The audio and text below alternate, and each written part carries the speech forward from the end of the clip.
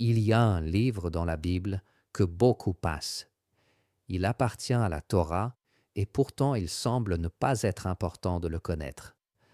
Beaucoup le feuillettent, voient des pages denses de prescriptions, de sacrifices, de règles minutieuses et pensent que ce n'est pas pour eux. Et pourtant, c'est précisément là que se cache l'une des clés les plus radicales pour comprendre la relation entre l'homme et le divin. Si tu le lis avec patience, sans hâte, tu commences à percevoir quelque chose qui n'est pas seulement loi, mais rythme. Ce n'est pas seulement règle, mais désir d'ordre. Ce n'est pas seulement distance, mais une tension vers la présence. C'est le livre du Lévitique. À propos de livres, n'oublie pas de regarder si certains des livres que j'ai écrits peuvent être utiles pour ton chemin. Tu peux les trouver sur Amazon. Le Lévitique donc, ce n'est pas un récit au sens où le sont la Genèse ou l'Exode. Tu n'y trouveras pas de grands voyages, ni de drames familiaux, ni de fuites spectaculaires. Ici, tout ralentit. Ici, le temps devient liturgique. C'est comme entrer dans un espace sacré où chaque geste a un poids, chaque parole est mesurée, chaque action est symbolique. C'est un livre qui ne cherche pas à divertir. Il veut former, il veut façonner un peuple. Et alors la première question n'est pas ce qu'il raconte, mais pourquoi il existe. Pourquoi après la sortie d'Égypte, après le désert, après le feu du Sinaï, arrive ce livre si précis, si exigeant, si apparemment éloigné de notre sensibilité? La réponse est simple et vertigineuse, parce que Dieu a choisi d'habiter au milieu d'un peuple, et quand le divin s'approche, la vie change de forme. Le Lévitique est le livre de la proximité dangereuse, non pas parce que Dieu serait cruel, mais parce qu'il est autre, totalement autre. Et l'homme, pour se tenir devant lui, doit apprendre une nouvelle grammaire, une grammaire du sacré. Au début, nous trouvons les sacrifices. Il ne faut pas les considérer simplement comme des gestes barbares, éloignés de notre sensibilité, mais les comprendre comme un langage. L'Holocauste, l'offrande de communion, le sacrifice pour le péché, le sacrifice de réparation. Ce sont différentes manières de dire quelque chose que l'homme seul ne sait pas dire. C'est comme si la matière parlait à sa place. L'animal, le grain, l'huile, le vin, tout devient parole. L'Holocauste est le plus total.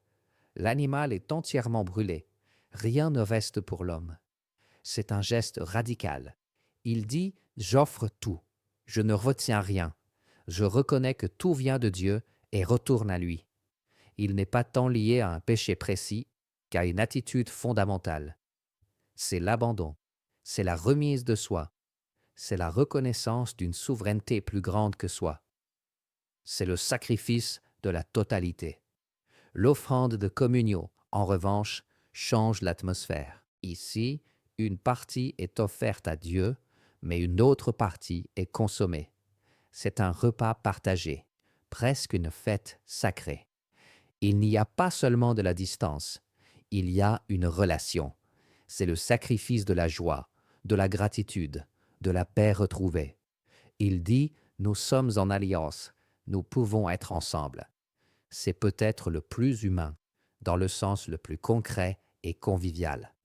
Le sacrifice pour le péché entre dans un domaine plus précis. Ici, il s'agit d'une faute, souvent involontaire, qui a rompu un équilibre.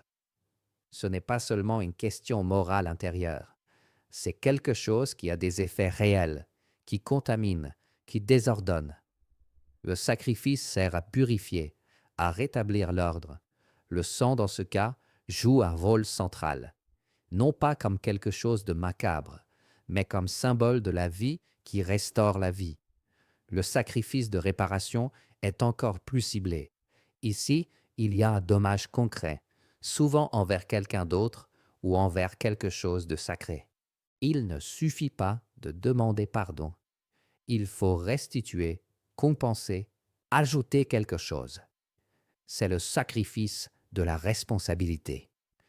Il dit non seulement « je reconnais mon erreur », mais je cherche à reconstruire ce que j'ai brisé. Et ici s'ouvre déjà une première fissure dans notre lecture moderne. Aujourd'hui, nous sommes habitués à penser que la spiritualité est intérieure. Le Lévitique te dit le contraire. Le corps compte, les gestes comptent, la matière compte. Tu ne peux pas séparer ce que tu es de ce que tu fais. Et à mesure que ces prescriptions se déroulent, tu te rends compte qu'elles ne sont pas aléatoires. Il y a une structure, il y a un ordre, il y a presque une chorégraphie. Le prêtre entre, offre, asperge, brûle. Il n'improvise pas, il suit un dessein. Et alors tu commences à pressentir quelque chose. Ce livre n'est pas seulement pour ceux qui le lisent, il est pour ceux qui le vivent. À un certain moment, tu comprends que les protagonistes ne sont pas les individus, mais la relation, le lien entre Dieu et Israël. Et ce lien doit être gardé, protégé, purifié. Mais pourquoi tout cela est-il si rigoureux?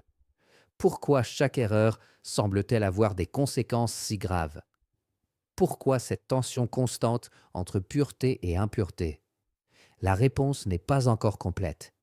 Il faut avancer encore un peu. Et lorsque tu le fais, tu trouves quelque chose qui change la perspective. Au cœur du livre, presque comme un centre caché, apparaît le jour de l'expiation, le moment où tout se rassemble. Le grand prêtre entre dans le Saint des Saints. Il apporte le sang, il apporte le péché du peuple, et il accomplit un geste à la fois terrible et magnifique. 2 boucs, un pour le Seigneur, un pour Azazel. L'un est sacrifié, l'autre est envoyé dans le désert. C'est un geste qui semble ancien, archaïque, et pourtant il parle à quelque chose de profondément humain. Le besoin de se libérer du poids, de transférer le mal, de recommencer. Et ici, le Lévitique cesse d'être seulement norme. Il devient drame symbolique. Il devient théâtre sacré. Mais ce n'est pas fini, car précisément au moment où tu penses avoir compris, le texte change encore de registre. Les lois de pureté apparaissent. Ce que l'on peut manger, ce que l'on ne peut pas, ce qui rend impur, ce qui rend pur. Le corps humain, les maladies, les écoulements, les contacts, tout est réglé. Et ici, beaucoup s'arrêtent vraiment. Ils pensent que c'est une obsession, que c'est de l'hygiénisme ancien, que c'est de la superstition. Mais si tu regardes de plus près, tu découvres autre chose. Le Lévitique ne sépare jamais le physique du symbolique. L'impureté n'est pas seulement la saleté, c'est le désordre, c'est ce qui brise une limite. Et Dieu, dans le Lévitique, est le gardien des limites, entre la vie et la mort, entre le sacré et le profane, entre l'ordre et le chaos. Et alors tu comprends que ce livre ne parle pas seulement de religion, il parle de la réalité, de la manière dont le monde peut rester habitable. Et à ce point, presque sans t'en rendre compte, tu te retrouves dans une vision plus large, une vision que tu n'avais pas prévue au départ. Car le Lévitique n'est pas seulement sacrifice, pas seulement pureté, pas seulement distance. À un certain moment, il éclate en une phrase qui semble traverser les siècles. Soyez saints, car je suis saint. Ce n'est pas un conseil, ce n'est pas un idéal vague, c'est un commandement, et en même temps, c'est un appel. La sainteté, ici, n'est pas une fuite du monde, c'est une forme de vie, c'est une manière de manger, de travailler, d'aimer, de juger. Et alors le livre se remplit de normes éthiques. Ne pas opprimer le pauvre, ne pas mentir. Tu aimeras ton prochain comme toi-même. Oui, précisément ici. Au milieu de lois qui semblaient les plus éloignées de nous, émerge l'un des commandements les plus universels. Et cela change tout, parce que tu te rends compte que le Lévitique n'est pas un livre enfermé dans le passé. C'est une structure qui tient ensemble le culte et la vie. Tu ne peux pas offrir des sacrifices et ensuite trahir ton prochain.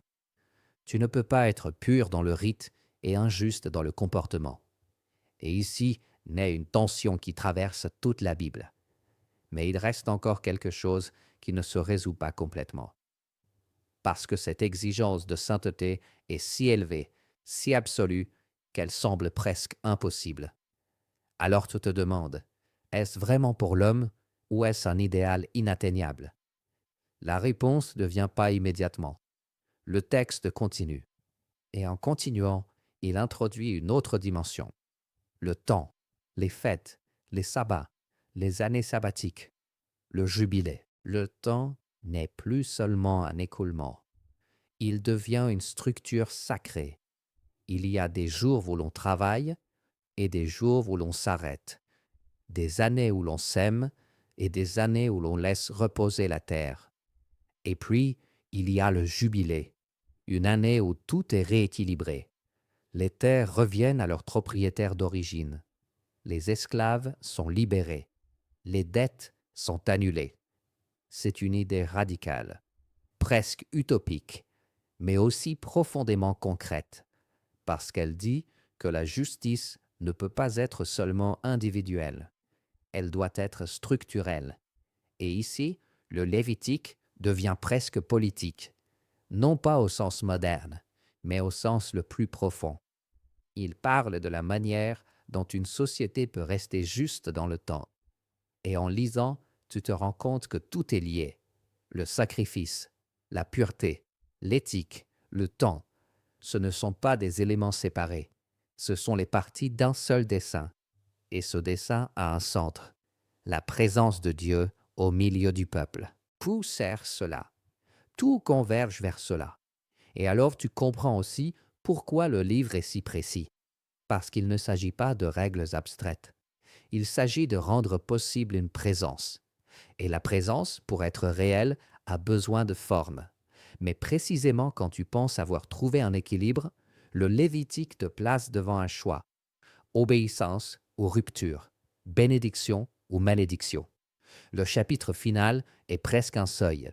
D'un côté, la promesse d'une vie pleine, de paix, de fécondité. De l'autre, le risque de la dispersion, de la perte, du chaos. Ce n'est pas une menace, c'est une conséquence. Et ici, le livre se ferme, mais pas vraiment, parce que ce qu'il a ouvert reste suspendu. Comment l'homme peut-il vraiment vivre cet appel?